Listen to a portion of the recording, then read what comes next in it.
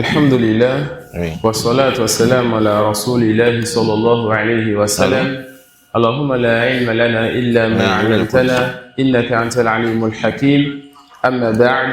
Nous allons poursuivre par la grâce d'Allah subhanahu wa ta'ala avec ce livre A'lam sunnati manshura et 200 questions-réponses dans la croyance. Et dans les assises précédentes, nous avons vu, n'est-ce pas, que l'islam a plusieurs degrés. Nous avons vu que l'islam a plusieurs degrés. L'islam en tant que religion a plusieurs degrés. Et les degrés sont au nombre de 3. Al-Islam, Al-Iman et Al-Ihsan. Et on a dit que ces 3 mots, lorsque cela se retrouve dans un même contexte, qu'est-ce qui se passe? Chaque mot a un sens. L'islam représente donc les actes apparents, Al-Iman, les actes cachés, et Al-Ihsan, la perfection des 2 premiers degrés. Et lorsque ces 3 mots viennent dans des contextes différents, chaque mot veut dire les autres. L'islam est donc la religion de l'islam dans laquelle la personne a la foi et la personne parfait ses œuvres et sa foi. Et Al-Iman pareil et Al-Ihsan pareil. Là, nous sommes sur la question numéro 13 à la page 9. Ma ma'ana l'islam.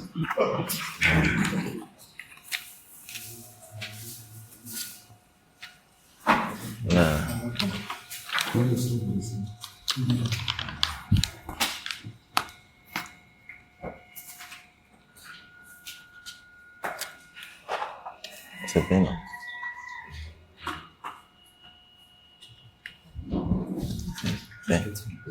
13.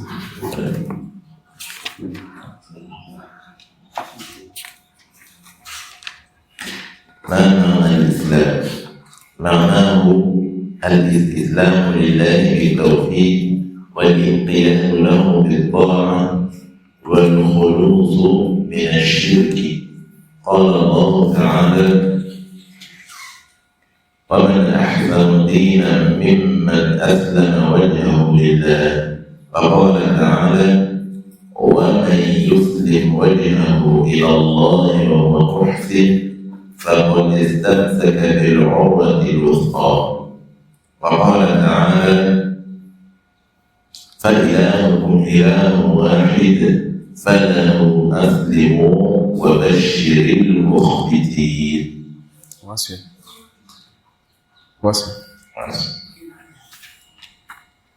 ما الدليل على شمول الدين كله أو كله عند الإطلاق؟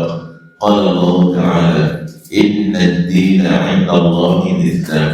وقال النبي صلى الله عليه وسلم: بدأ الإسلام غريبا وسيعود غريبا كما بدأ. وقال: أفضل الإسلام إيمان بالله. Non. L'auteur nous a dit que l'islam comme religion a 3 degrés. Le premier degré, Al-Islam, ensuite Al-Iman, ensuite Al-Ihsan. Et on a dit que lorsque cela vient, chaque mot vient dans un contexte différent, ça prend le sens du mot suivant. Quant au degré Islam, cela c'est Al-Istislamu lillahi bit-tawhid wal-inqiyadu lahu bit-ta'a wal-bara'atu min ash-shirki wa ahlihi. C'est quoi l'islam? L'islam, c'est le fait que tu te soumettes à Allah en lui vouant le culte exclusif, que tu fasses ce qu'il t'ordonne et que tu délaisses l'adoration d'autres que lui et que tu te désavoues de ceux qui adorent autre que lui. L'islam, c'est quoi? Que tu voues le culte exclusif à Allah. Tu te soumettes à Allah en lui vouant le culte exclusif. L'islam, c'est que tu te soumettes à Allah en lui vouant le culte exclusif. Que tu l'adores lui donc seul. Tu te rapproches de lui par les actes d'adoration. Et que tu te désavoues de tout ce qui est adoré en dehors de lui et de ceux qui adorent ces choses. L'islam, c'est la soumission à Allah en lui vouant le culte exclusif. Le fait de l'adorer et se rapprocher de lui seul, en se désavouant de tout ce qui est adoré en dehors de lui et de ceux qui adorent ces choses. Et lorsqu'on dit le mot islam dans un seul contexte, ça représente quoi? Ça représente toute la religion de ce que cela renferme comme iman et comme ihsan et autre que cela. Allah subhanahu wa ta'ala dit: Inna dina inda Allahi l'islam. La religion auprès d'Allah, c'est quoi? C'est l'islam. C'est-à-dire la foi, les actes d'adoration et la perfection de ces choses-là. Donc dans ce verset, la religion auprès d'Allah c'est l'islam, sans renferme tous les sens qu'on a vus dans les 3 étapes. Et le prophète sallallahu alayhi wa sallam a dit Afdalul islami iman billah. Le meilleur de l'islam c'est la foi en Allah. Le meilleur de l'islam c'est la foi en Allah. Donc le meilleur donc de cette religion c'est quoi? C'est la foi en Allah subhanahu wa ta'ala. Ensuite il dit Ma dalilu ala ta'rifihi bil arkan al khamsati inda at-tafsil. Donc lorsqu'on parle de l'islam de façon générale, on parle de toute la religion. Lorsqu'on parle de l'islam de façon générale, on parle de toute la religion, de ce que cela renferme comme acte apparent, comme croyance dans le cœur et la perfection de ces 2 niveaux. Et lorsqu'on veut donner le détail donc de l'islam comme niveau, alors il s'agit donc des 5 piliers de l'islam.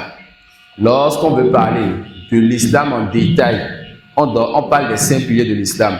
Et lorsqu'on parle de l'islam en général, on parle de toute la religion. On a compris ça? Et quand on parle de toute la religion, il y a les 5 piliers, dont les 4 autres sont les actes apparents. Il y a l'iman et il y a l'ihsan. C'est ça la religion de façon complète. Et lorsqu'on parle de l'islam de façon détaillée, là, on parle seulement des 5 piliers. Tu peux nous rappeler en arabe les 5 piliers de l'islam? Non.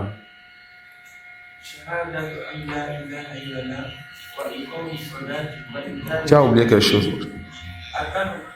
Shahadatu la ilaha illallah wa anna Muhammadan rasulullah wa iqamis salat wa iqam zakat wa sawm ramadan wa hajj al-bayt masjidil haram. Je sais pas, depuis 2 ans ils ont vu le thé, ils m'ont oublié. Hey, vous êtes méchants. Non, on reprend. On y va. Non. Shahadatu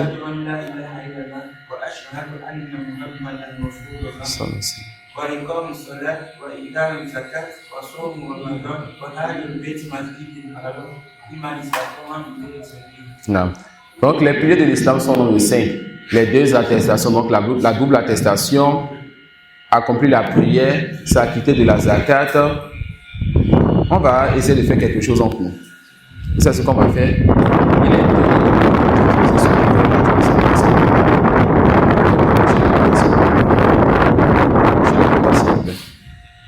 Il est interdit pour nous d'utiliser ce qui fait partie de cette mosquée.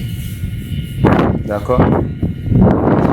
Et retenez que moi, je n'applique pas ça seulement à cette mosquée. Je ne rentre jamais dans une mosquée et j'utilise ce qui fait partie de la mosquée. Faites partie de ceux qui font quelque chose waqfan lillah pour Allah. Et prenez garde à utiliser ce qui fait partie de la mosquée. Et les savants comme Cheikh Ibn Taymiyyah l'ont dit, ce qui fait partie de la mosquée est pour Allah. Et on n'utilise pas ça pour les intérêts personnels. Voilà pourquoi quand on a une échelle de la mosquée qui a été remplacée par une échelle nouveau, il n'est pas permis pour un membre de cette mosquée d'amener l'échelle à la maison. Pourquoi? L'échelle est pour Allah. Le waqf, quand tu le déposes, tu ne peux plus prendre cela. Ça suit. Donc, lorsque la mosquée a été construite et que le courant de la mosquée s'est utilisé pour quoi? Pour ce qui fait partie de la mosquée. Et fait partie de la mosquée le fait de prier, fait partie de la mosquée le fait d'enseigner, car le prophète enseigne dans sa mosquée. Mais le fait d'utiliser maintenant le courant pour un intérêt personnel, cela ne nous est pas permis. D'accord? Car cela est pour Allah. Et quand le compteur la facture va venir, les gens de la mosquée vont sortir de l'argent pour Allah parce que ces choses ont été utilisées pour Allah. Mais vous n'utilisez pas pour vos portables. D'accord? On comprend cela. Et si vous pouvez remplacer cela par le fait avant de partir, de faire des biens pour cette mosquée, c'est un grand bien. D'accord? Qui parmi vous n'est pas capable de payer un mushaf, je ne sais pas quand les maçons qui coûtent à Zongo, et vous laissez ça dans cette mosquée. Imaginez si chaque personne parmi vous paye un mushaf et que les enfants de cette mosquée lisent. Regardez tous les hasanats que vous avez. Faites-le pour que je puisse savoir les hasanats que vous allez avancer. D'accord? Non.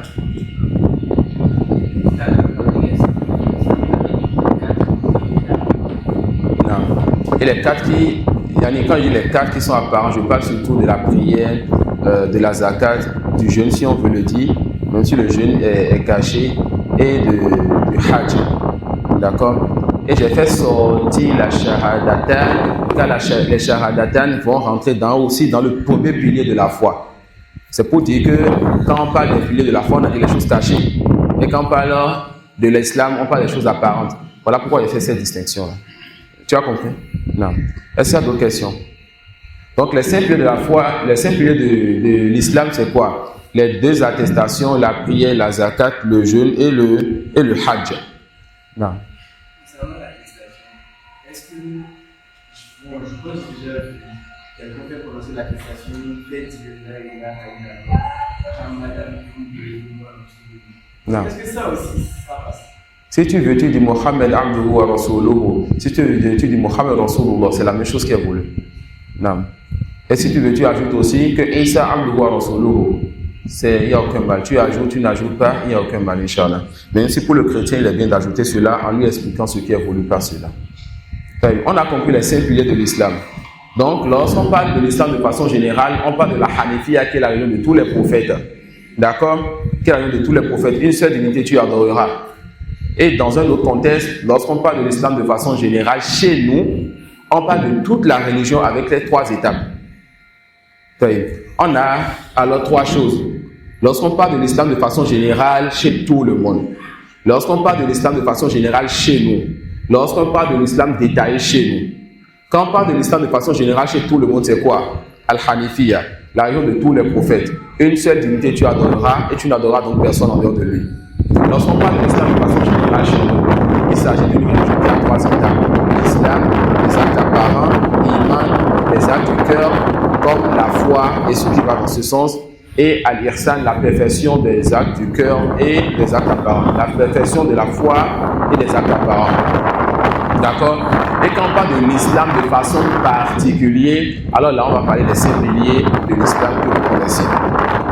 On va parler des 5 piliers de l'islam que vous connaissez.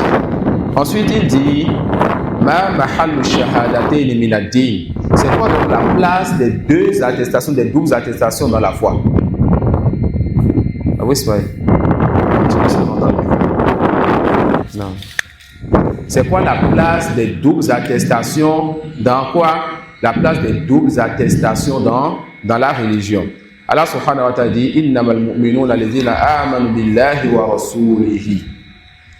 Allah subhanahu wa ta'ala il dit les croyants sont seulement ceux-là qui croient en Allah et qui croient encore à son messager sallallahu alayhi wa sallam. Le cheikh dit la yadkhulu al-'abdu fi ad-din illa bihima. Quelqu'un ne rentre pas dans la religion si ce n'est que par sa foi en Allah et en son messager. Quelqu'un ne rentre pas dans l'islam jusqu'à ce qu'il atteste qu'aucune divinité ne mérite l'adoration en dehors d'Allah et que Mohammed sallallahu alayhi wa sallam est son serviteur et son messager. Et certes, Allah subhanahu wa ta'ala a donné l'ordre au prophète sallallahu alayhi wa sallam de combattre tous nos musulmans jusqu'à... Donc quand est-ce qu'il va arrêter de les combattre? Il va arrêter de les combattre lorsqu'ils vont dire « J'atteste qu'aucune divinité ne mérite l'adoration en dehors d'Allah ». Lorsque le prophète sallallahu alayhi wa sallam est allé à Médine, est-ce qu'il a combattu les juifs et les chrétiens qui étaient à Médine lorsqu'il est parti là-bas? Non, il les a combattus. Comment il les a combattus? On a dit que le combat est de 2 types. Le combat par la force et le combat par la science.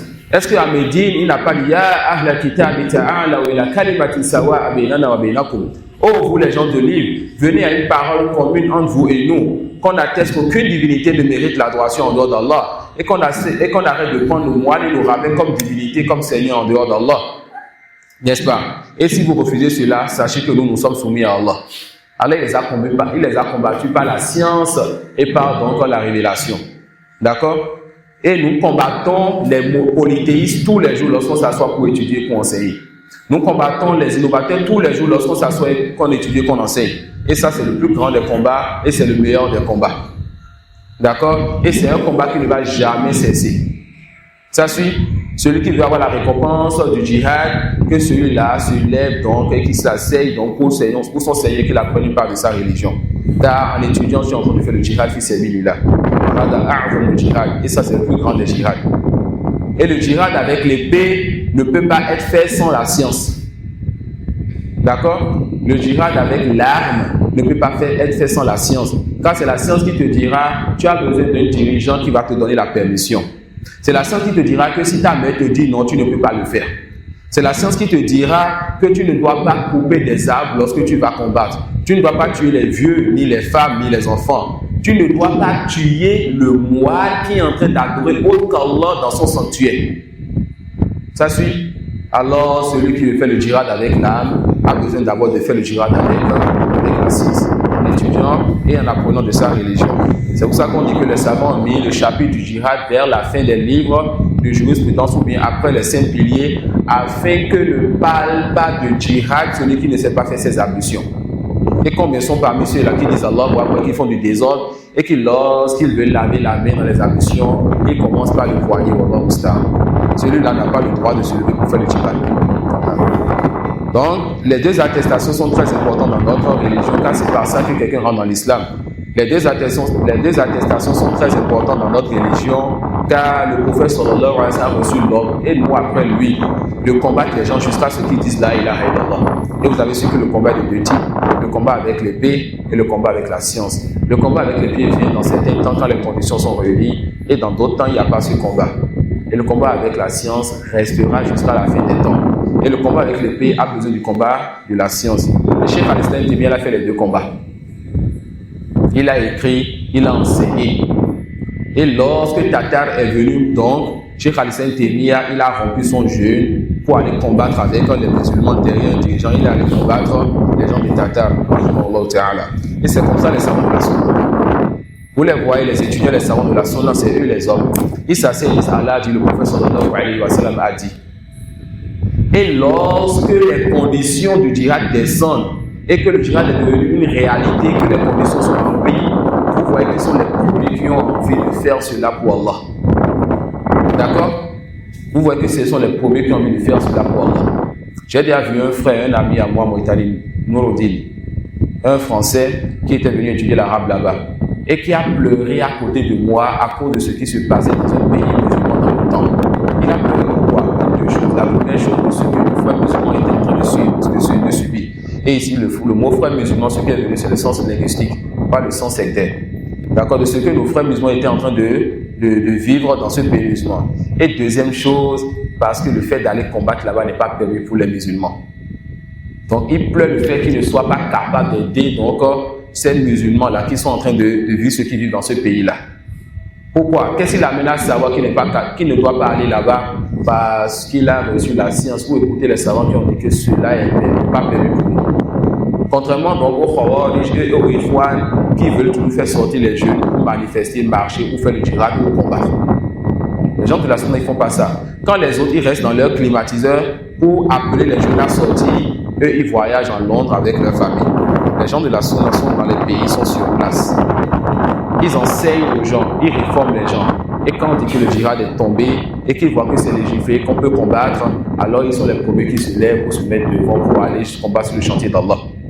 Ça peut aller. Et c'est eux les hommes. C'est eux les hommes. Et c'était les hommes du prophète sallallahu alayhi wa sallam qui fait quoi? Qui enseignait. Et quand les conditions du djihad viennent, il sort et il va combattre avec ses compagnons. Et subhanallah, son compagnon Khalid. Et qui vous dira donc qui est Khalid? Il a combattu et on dit qu'il n'a jamais perdu lors d'une guerre. Il n'a jamais perdu lors d'une guerre. Et on dit qu'à ça, quand on voit ce qu'il avait sur son corps comme il y a des traces d'épée et tout, il a tellement été touché lors du djihad. Et il s'étonne de voir qu'il meurt sur son lit et qu'il n'est pas mort en tant que martyr. Certains savants disent que s'il était mort en tant que martyr, tellement son histoire est une leçon que même son histoire est enseignée dans des universités occidentaux. Ces tactiques de guerre ou autres sont enseignées dans des livres chez les Européens.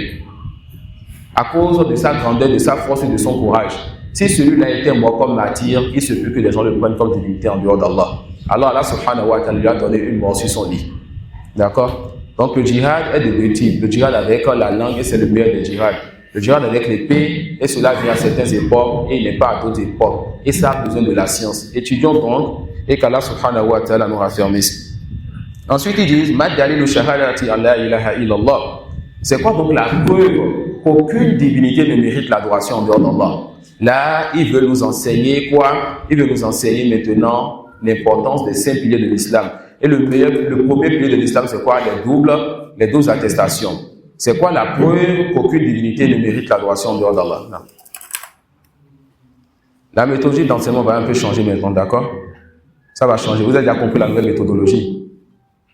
On prend la question, on vous donne ce dont vous avez besoin et le frère va lire certaines choses parfois. On prendra certains des versets qu'il lit, on explique, on délaissera d'autres versets.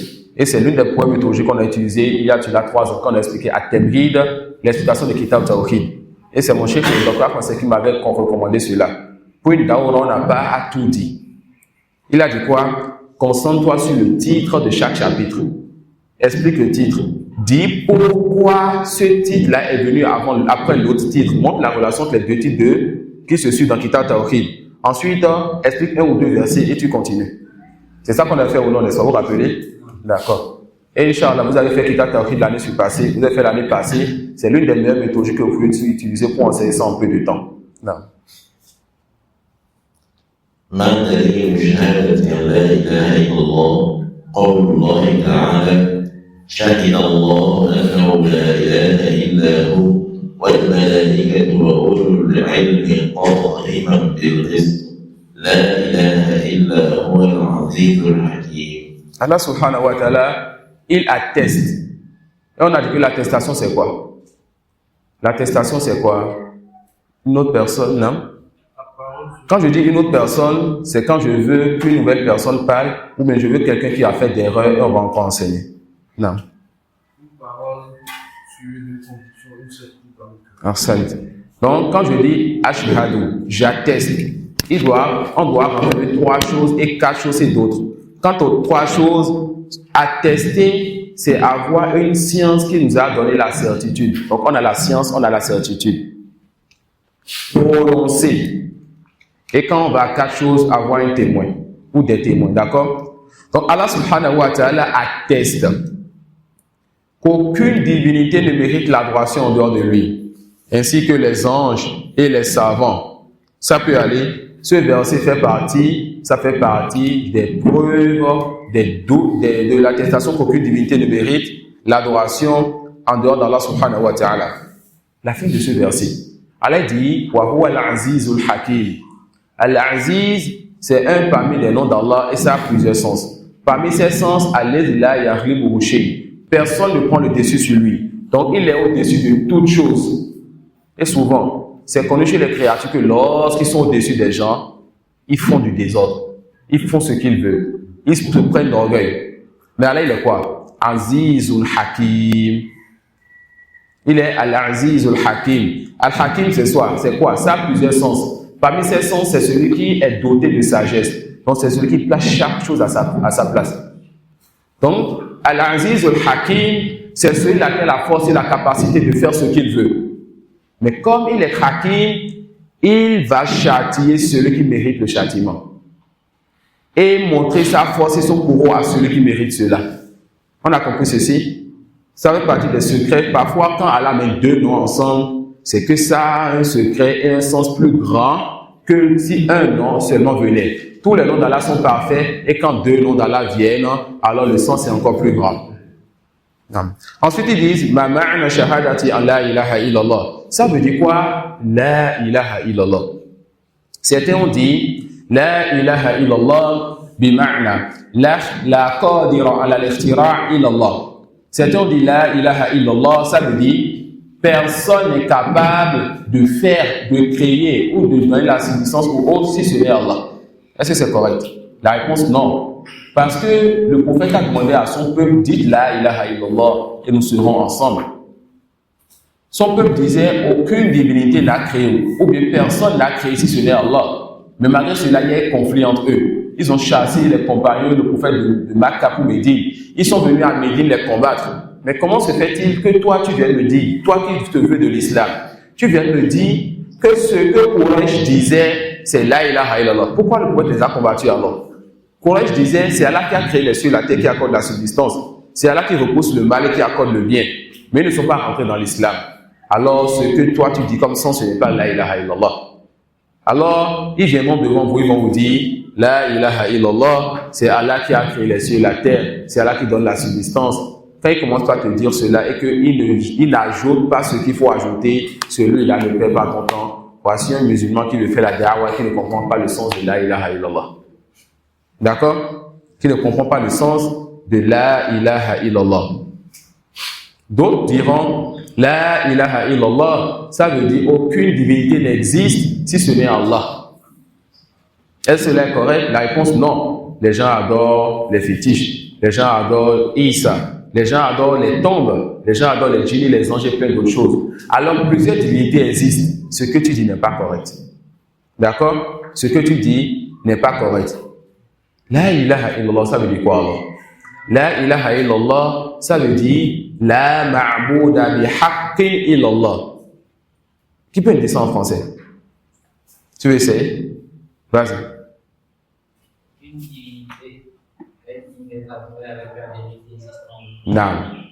Il faut que lorsque tu donnes la définition de la ilaha illallah, tu dises n'est digne d'être adoré ou ne mérite l'adoration. Parce que comme vous le savez, plusieurs choses sont adorées.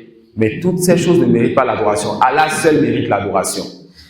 Donc quand je demande à quelqu'un, ça veut dire quoi la ilaha illallah? Et la personne me dit, aucune divinité n'existe si ce n'est Allah. Je dis non. Soit on comprend deux choses de ta parole. Ça veut dire que tout ce qui est adoré est Allah. Isa c'est Allah. Les fétiches sont Allah. Les saints sont Allah. Pourquoi? Quand tu as dit aucune divinité n'existe si ce n'est Allah. Et toutes ces choses sont des divinités qui existent. Ça suit? Ou bien on comprend quoi? On comprend que seul Allah est adoré, ce n'est pas le cas. D'accord? Parce que d'autres choses sont adorées en dehors d'Allah. Est-ce que tu es fermé les yeux sur ce qui est adoré en dehors d'Allah? Tu dois savoir que plusieurs choses sont adorées et que ces choses ne sont pas dignes d'être adorées. Ces choses ne méritent pas l'adoration. Seul Allah mérite l'adoration. On a compris le sens de la ilaha illallah? Non.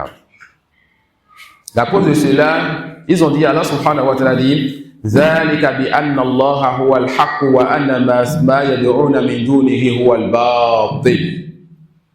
Cela parce que c'est Allah qui est en vérité celui qui mérite l'adoration.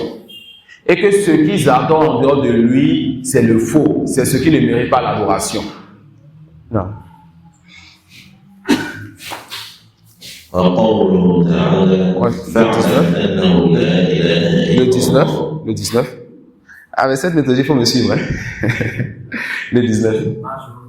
ما شروط شهادة أن لا إله إلا الله التي لا تنفع قائلها أو قائلها إلا باجتماعها فيه.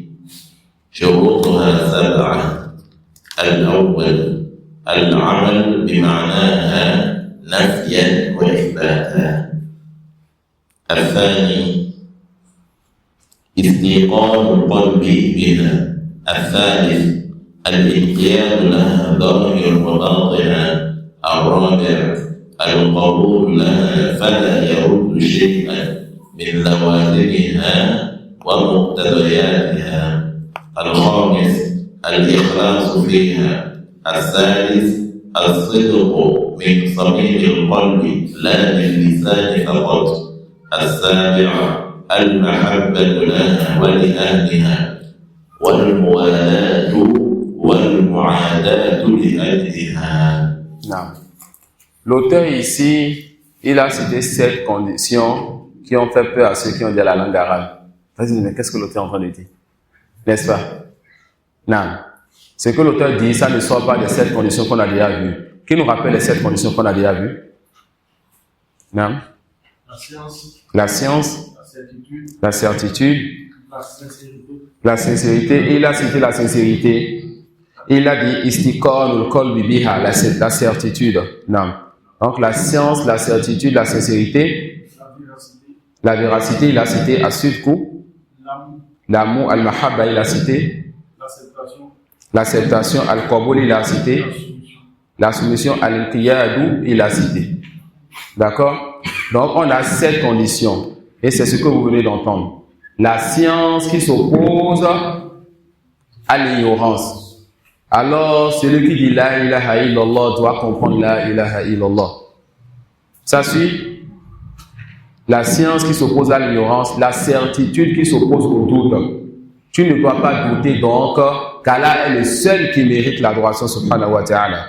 La sincérité qui s'oppose au fait de vouloir, par ta conversion ou par ta kalimatu tawhid, de vouloir une part de ce bas monde ou de vouloir repousser, n'est-ce pas, la prédominance des musulmans. Et ça te fait rentrer dans la catégorie des hypocrites. Tu dis avec ton cœur, avec ta langue, la ilaha illallah, mais dans ton cœur, tu ne veux pas cela. Ça suit la science, la certitude, la sincérité, la véracité. Et la véracité, c'est le fait de rester ferme et que tes actes et tes paroles soient conformes à ce qui est dans ton cœur comme foi. L'acceptation, c'est le fait que tu te dises que tout ce qu'Allah t'ordonne est interdit, tu feras et tu délaisseras. Al-inqiyad, c'est le fait que tu te soumettes. Et quand l'ordre vient, tu appliques. Quand l'interdit vient, tu délaisses. Al-mahabbatu, c'est le fait donc que tu aimes cette parole et ce que renferme cette parole. D'accord? Non. La question relative à ce que j'avais dit par rapport aux conversions. Quoi? C'est quoi? Aux conversions. Non. Il y a toutes les conditions. La science. Non. Quelle est la limite qu'on doit enseigner à quelqu'un qui se convertit? Qui veut répondre? J'ai dans la réponse hier. Non? Je vais expliquer le sens de la ilaha. La limite. La limite. J'ai dit une phrase qui résume cela hier. Juste l'essentiel. C'est quoi la science dont on a besoin pour convertir quelqu'un? La science de Abu Jahl. Vous retenez ça, c'est facile pour vous de ne plus oublier, Inch'Allah. D'accord? C'est quoi la science de Abu Jahl? Est-ce qu'il a compris le sens de la ilaha illallah? Il a compris d'une façon suffisante pour refuser à accepter cette religion. Là, ça peut aller. Est-ce que Abu Jahl et Abu Bakr, ils ont le même niveau de science et de compréhension de la ilaha illallah? La réponse non. Les détails et la science que Abu Bakr a, Abu Jahl n'a pas tout cela. Il a compris que le prophète sallallahu alayhi wa sallam l'appelle à quoi? À délaisser tout ce que son peuple adore pour adorer celui qui les a créés seuls. C'est suffisant. C'est suffisant. D'accord? Taïe. Non. Les 7 conditions, je crois que je ne sais pas au début, c'est les 7 conditions de l'attestation. De l'attestation, la ilaha illallah. Non. Oui. C'est pas. Quand vous parlez de jihad, je voulais poser une question. Allez-y. Je ne vais pas faire attention. Je suppose que moi, par exemple, je suis au Bénin et les conditions du djihad ne sont pas remplies pour qu'on fasse le djihad. Maintenant, dans un autre pays musulman où les conditions sont remplies et que le gouverneur a décidé de faire le djihad, est-ce que moi, en tant que musulman, je peux prendre la décision de quitter mon pays pour aller renforcer l'équipe des musulmans dans l'autre pays qui ne m'appartient pas, que je ne connais même pas, même si je n'ai aucune famille là-bas? Est-ce que moi, il m'est permis de prendre la décision d'aller renforcer l'équipe des musulmans là-bas pour faire des djihad? Une question très pertinente. Je suis musulman au Bénin. Ça suit. Et dans un pays, un autre pays musulman, il y a le djihad légiféré. Un dirigeant musulman qui, avec l'armée officielle du pays, font le djihad légiféré. Est-ce qu'il m'est permis, moi, musulman du Bénin, d'aller dans ce pays faire le djihad? On dira, est-ce que votre mère est encore vivante? Si oui, demandez-lui la permission. 2, est-ce que vous êtes un soldat? Est-ce que vous êtes un soldat? Et est-ce que, si ce pays, le Bénin, était un pays musulman et que vous êtes un soldat, vous faites partie de la liste des soldats que ce pays veut envoyer pour soutenir d'autres pays là-bas? D'accord? Donc, si vous êtes un soldat de ce pays et que votre mère vous donne la permission, vous pouvez aller là-bas pour combattre. Mais dans la réalité dans laquelle nous sommes, nous dirons non, vous n'avez pas cette permission. Voilà pourquoi, lorsqu'il y a un djihad, ce qui se passe dans les pays dernièrement, dont certains sont proches de la vérité, les savants ne demandent pas aux musulmans d'autres pays d'aller là-bas pour combattre. D'accord? Que ce soit les musulmans d'un pays musulman ou les musulmans d'un pays non musulman. Les savants ne leur demandent pas d'aller là-bas pour combattre. D'accord? Si l'affaire est telle que le pays musulman, en réalité, il y a un pays musulman, le dirigeant veut envoyer ses soldats et que vous faites partie de ces soldats, on leur vous dit là, la situation elle a changé. D'accord? Ajoutez encore ceci. Il y a dans les pays ce qu'on appelle des pactes. Il y a dans les pays ce qu'on appelle des pactes. Et il se peut qu'il y ait deux pays qui sont en combat et que toi, ton pays, ait un pacte avec l'autre pays. Et ce pacte peut t'interdire à toi d'aller combattre, sauf dans certaines situations où le combat entre ces deux pays va annuler le pacte. Donc si deux pays combattent et que ça n'annule pas le pacte que ton pays avec l'un de ces deux pays, tu n'as pas le droit d'aller défendre un des deux pays, il y en a selon certaines situations. La question de djihad, laissez-les d'abord. D'accord? Je pense qu'avec vous, on a étudié quoi dans la jurisprudence? Kitab Tahara et Kitab al-Salah. Donc, est-ce que je peux aller faire le djihad? C'est quoi les conditions de djihad? Retenez pour le moment que le djihad vous est interdit jusqu'à ce que vous maîtrisez le chapitre. D'accord? On a retenu? Oui. Non. Et concernant la huitième condition que vous avez dit que les savants. On a cité, il y a une huitième condition pour la ilaha illallah. C'était quoi? Non. Ce désaveu du polythéisme et de ceux qui font cela.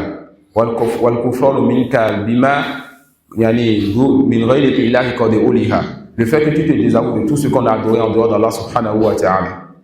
Ça peut, non? Je demande si vous pouvez insérer ça ici. Bien sûr. Bien sûr. Dans un autre livre, on a étudié 8 conditions. Dans ce livre, on a étudié 7 conditions, il n'y a pas de contradiction. D'accord? On peut continuer à d'autres questions? C'est par rapport à ce que vous avez dit. Pas la même question que le frère. C'est pas que je reviens à l'autre. S'il y a certaines questions qui se répètent, je vais fermer la porte des questions lors du cours. D'accord? Tu peux laisser ça? Si c'est important, tu dis. Non, en fait, quand vous avez dit que si le dirigeant autorise, mais est-ce que c'est possible que le dirigeant autorise et que les savants soient contre? Et parce que, oui, voilà, si le dirigeant autorise et que les conditions, les savants trouvent que les conditions sont pas réunies.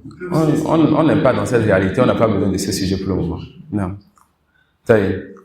On dit, les conditions de la ilaha illallah sont au nombre de 7 et certains savants ajoutent une 8e condition. D'accord? Et nous avons déjà vu ces conditions. Ensuite, ils disent, c'est quoi donc la preuve? Et il donne la preuve de chacune de ces conditions. Quant à la sincérité, Allah subhanahu wa ta'ala dit, adore Allah en lui vouant le culte exclusif. Allah, parmi les conditions donc de ton islam, le fait que tu voues le culte exclusif à Allah subhanahu wa ta'ala. C'est quoi la preuve de... C'est quoi la preuve de la science al-ilm? C'est quoi la preuve de la science al-ilm? Allah subhanahu wa ta'ala dit, illa man shahida bil haqq. Illa man shahida bil haqq. Ay bi la ilaha illallah wa hum ya'lamun. Allah subhanahu wa ta'ala, il parle de ceux-là qui attestent qu'aucune divinité ne mérite l'adoration en dehors d'Allah et en basant cela donc sur la science. Le prophète sallallahu alayhi wa sallam a dit, comme c'est venu chez l'imam al-Muslim, man mata wa huwa ya'lamu an la ilaha illallah dakhala al-jannah. Celui qui meurt en sachant qu'aucune divinité ne mérite l'adoration en dehors d'Allah rentre au paradis. Alors la science est une condition de la ilaha illallah. Al-yaqin, la certitude. Vous allez voir que lorsqu'il a commencé à apporter les preuves, qui vous a ramené les thèmes que vous connaissiez. N'est-ce pas? Oui.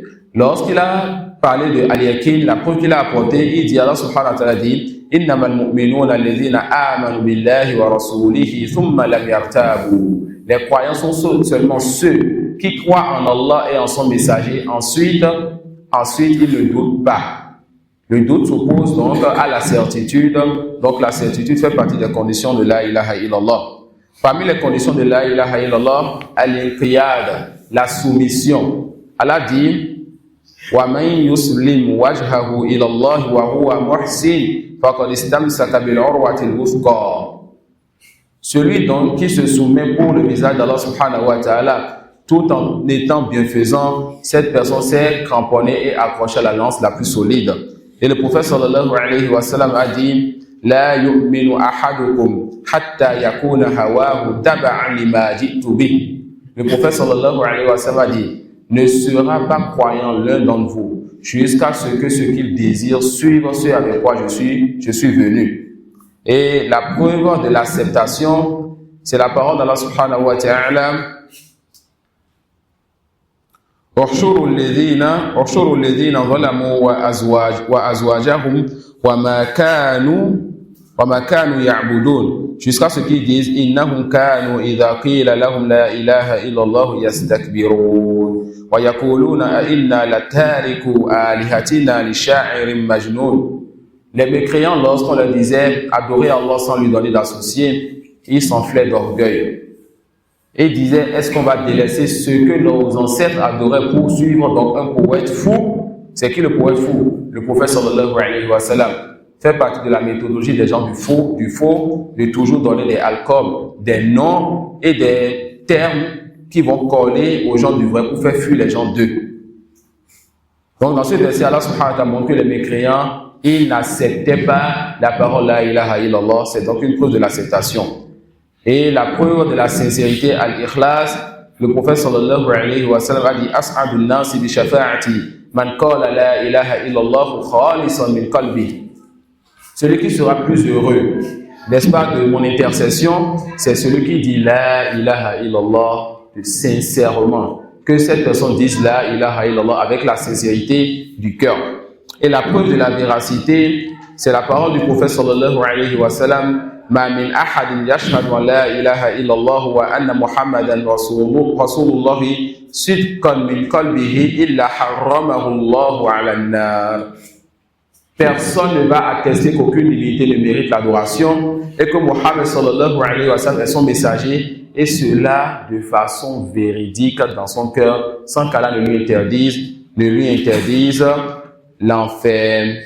Et le prophète sallallahu alayhi wa sallam a dit au bédouin qui est venu le voir pour lui demander et le questionner sur l'islam, et lui dit, le bédouin, tu peux me rappeler le hadith? Tu peux me rappeler le hadith? Tu m'as parlé de hadith hier. Sallallahu alayhi wa sallam. Il a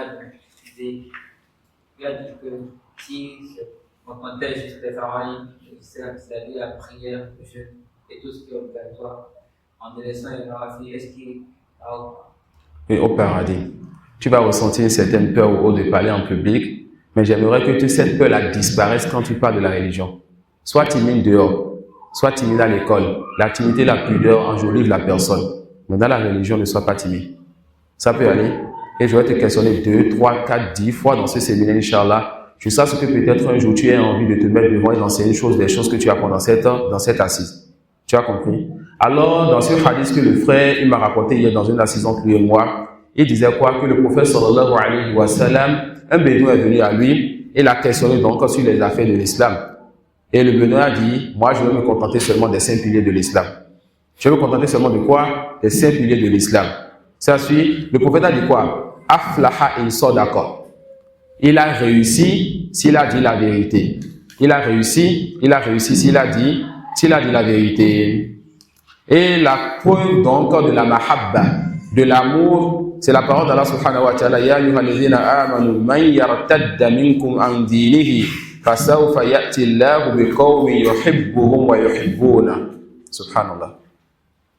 Ce verset, ça nous interpelle les frères. On est en train de faire quoi? On est en train d'apprendre la religion. On est en train de faire quoi? On est en train de vouloir propager la religion d'Allah subhanahu wa ta'ala. Il y a, en période de Ramadan, une grande peur que j'ai vécue. Certaines personnes le savent. Une très grande peur que j'ai vécue dans ma vie. Et ça a failli m'amener même peut-être à délaisser les études. Car ça m'a tourmenté. Ce Ramadan seulement. Ça m'a amené même à quitter le Caire pendant une semaine pour aller dans un village en Égypte. Afin de revenir en moi-même, de réfléchir et de reprendre du courage. Et l'une des personnes qui m'ont encouragé de m'éloigner un peu pour essayer de réfléchir et tout, c'est mon chef, le docteur Ahmed Saïd. Et l'une des paroles qu'il m'a dit avant que je ne fasse ce voyage-là, c'est qu'il m'a dit que tu es actuellement dans le rang des mujahidoun. Tu es actuellement dans le rang de qui? De ceux qui font le djihad. Pas le fait que tu t'asseyes et que tu étudies. Alors je vous dirai la même parole. Vous êtes actuellement dans le rang de ces soldats de l'islam, vous asseyez, vous étudiez. Alors il est interdit pour l'un d'entre vous, à partir du moment où vous avez pris vos stylos que vous voulez étudier, qu'il y ait une épreuve ou quoi que ce soit qui vous détourne encore de cette science. car le fait de se détourner du djihad après avoir d'être rentré dans le rang fait partie des grands péchés. Il a su l'étendue de ce qui était tombé sur moi. Et il m'a parlé de la part de certains savants, etc., pour me raffermir et tout. Il a vu que cela ne marchait pas. Il m'a conseillé, n'est-ce pas, de changer un peu d'environnement et tout. Et pour me faire peur, il me dit, gare à toi si tu délaisses cette science-là. Gare à toi si tu délaisses cette science-là. Le verset là nous dit quoi? Et si jamais l'un d'entre nous délaissait ce bien qu'il a commencé, cette personne ne sait pas, n'est-ce pas, ce qu'elle a réservé pour lui. Le verset, Allah subhanahu wa ta'ala nous dit, Allah dit, Ya ayyuhalladhina amanu, ô vous qui avez cru, Man yartadda minkum an dinihi, celui d'entre vous qui va apostasier et faire rentrer dans cela toute personne qui va délaisser le bien, et le plus grand bien, c'est le fait d'apprendre à Dieu de propager, d'être héritier du prophète sallallahu alayhi wa sallam. Celui d'entre vous qui va délaisser donc un bien de cette religion, Allah dit quoi? فَسَوْفَ يَأْتِ اللَّهُ بِقَوْمٍ, Allah viendra avec un autre groupe, يُحِبُّهُمْ وَيُحِبُّونَ, ils aiment Allah et Allah l'aime, Allah les aime et ils aiment Allah. Ça peut aller.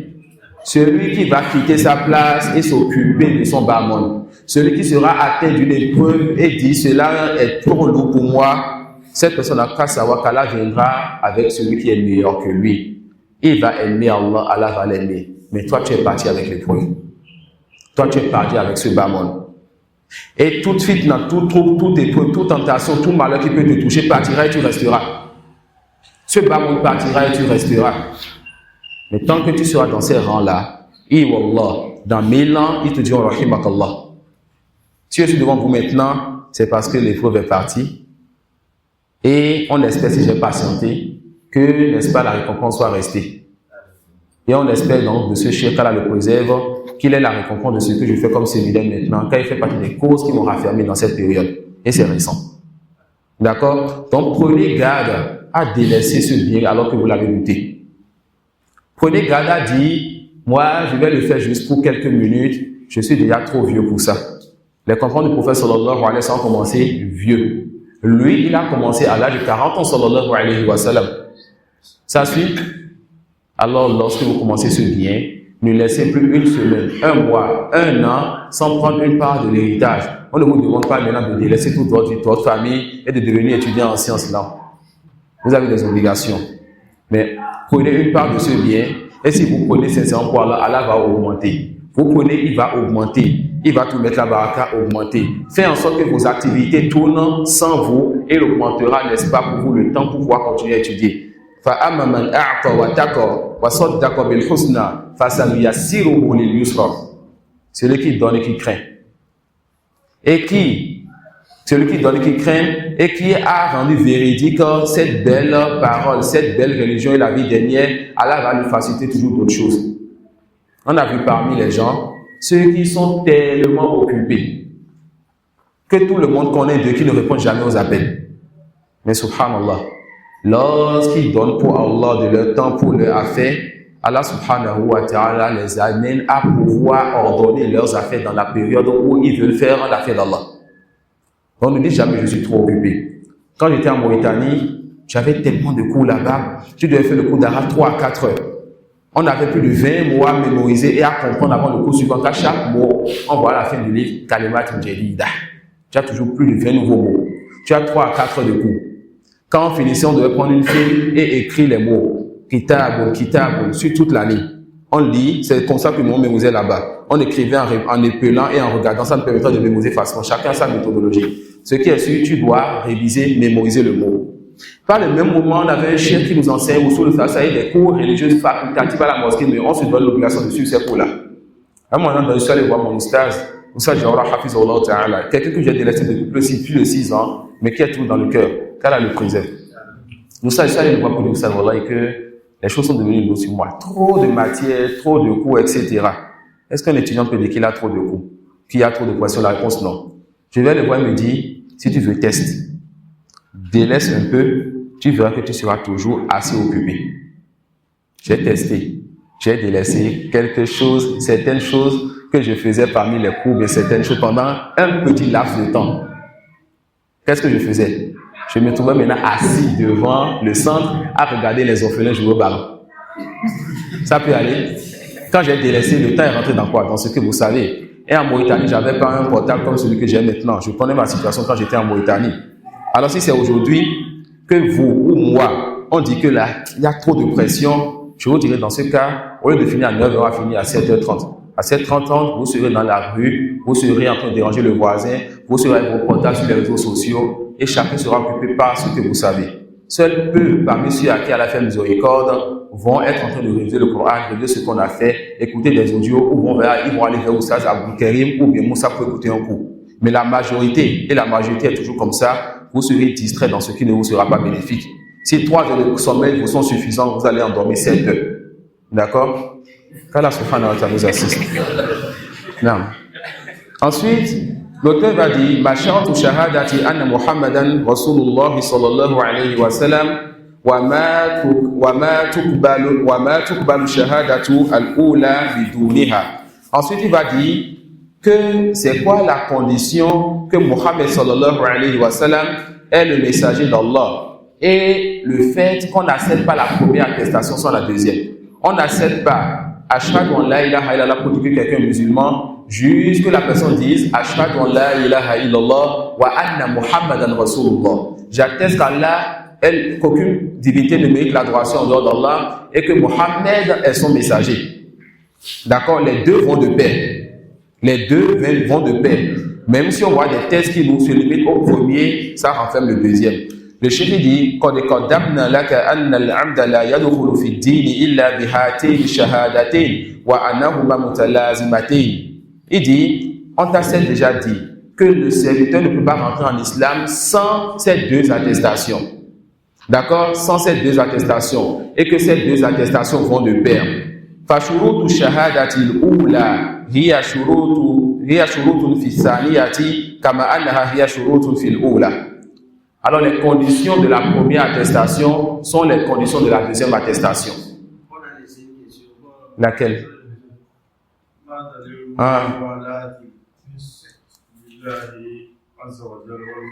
J'ai laissé 3 questions. 3 questions là. On revient derrière la chose. Il dit Ma dalilul muwalati wal mu'adati li ajlihi. Barakallahu fikum. Il dit c'est quoi la preuve de l'alliance et du désaveu? Pourquoi? L'alliance et du désaveu pour la religion. L'alliance et le désaveu pour la ilaha illallah. L'alliance et le désaveu pour les deux attestations. Car l'alliance et le désaveu se font pour Allah. Et celui qui fait l'alliance et le désaveu pour autre qu'Allah est tombé dans la hizbiyah. On ne fait pas l'alliance pour le désaveu pour un shirk. On ne fait pas l'alliance ou le désaveu pour un groupe. On fait l'alliance ou le désaveu pour le livre d'Allah, pour la religion d'Allah, pour le messager d'Allah sallallahu alayhi wa sallam. D'accord? Le prophète sallallahu alayhi wa sallam, Allah subhanahu wa ta'ala dit Ya ayyuhalladhina amanu la tattakhizu aba'akum wa ikhwanakum awliya'a in istahabbu al-kufra 'an al-iman. Allah subhanahu wa ta'ala dit oh vous qui avez cru, ne prenez pas vos pères